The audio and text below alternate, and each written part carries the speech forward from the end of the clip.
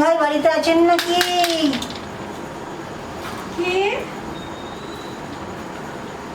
আমরা ঘোষপাড়া থেকে এসেছিলাম কালী পুজোর চাঁদার জন্য। ও ভাই এসছো? হ্যাঁ। আচ্ছা, এবার আমার একটা অ্যাক্সিডেন্ট হয়েছে, এবার একটু চাঁদা কম দেবো ভাই। বুঝলি বলতো, সব জায়গায় এরকম হচ্ছে, দিনটাই খারাপ আমাদের। এরকম ঠিক আছে। করলে আমাদের কি হবে বলতো? সামনের বার বাড়িয়ে দেবো, ঠিক আছে, আপনি কত দিতে পারবেন? 200 দেবো।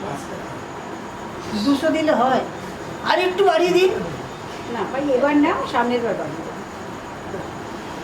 কি বলবো বলতো, ঠিক না, লিখে দে 200 টাকা, আর কি হবে। পরের বছর বাড়িয়ে দিতে হবে কিন্তু। হ্যাঁ, হ্যাঁ, পরে বাড়িয়ে দেবো। ঠিক আছে, আমি নিয়ে আসছি। তোরা নিয়ে আমি আসছি, বাইরে আছি বুঝলি? এই দাঁড়া না, দাঁড়া না, তো ভালো ব্যস্ত। লাগছে না আমার, বুঝলি? ঠকবি না কি বাইরে গিয়ে? বেশ ভালো লাগছে না। দাঁড়া, একসাথে এসছি, একসাথে যাবো, আমাদের খরচ কি করে বেরোবে? সব বেরাবে। দাঁড়া না, আর কালকে ওই যে আমাদের সনাতনদা আছে, কালকে না, কদিন ওই রোববারেই ওনাকে নিয়ে বেরোবো। ওই চিনা একটু বলছে কোচিন আছে, ও যাবে কোচিনে রাত্রিরে, সেদিন রোববার না, হ্যাঁ, তা রোববারে সনাতনদাকে নিয়ে বেরোবো আমরা। হ্যাঁ, ওই ওই পাড়াগুলো তুলে নেবো দোকান পাঠাবো।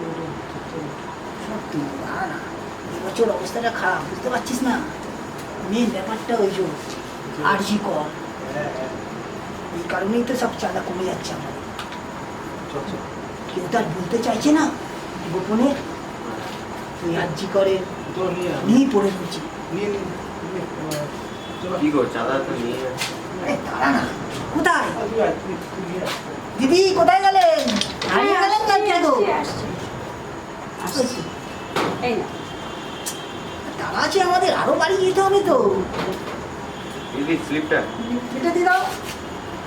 এই নিন, এই যে 200 টাকা, পরের বছর কিন্তু 500 টাকা দিতে হবে। হ্যাঁ, হ্যাঁ, হ্যাঁ, তখন সামনের আর বার শুনবো না বাড়িয়ে দেবো। কিন্তু অ্যাক্সিডেন্ট হলো, কে মারা গেল, ঠিক আছে? ঠিক এই নিন, আছে।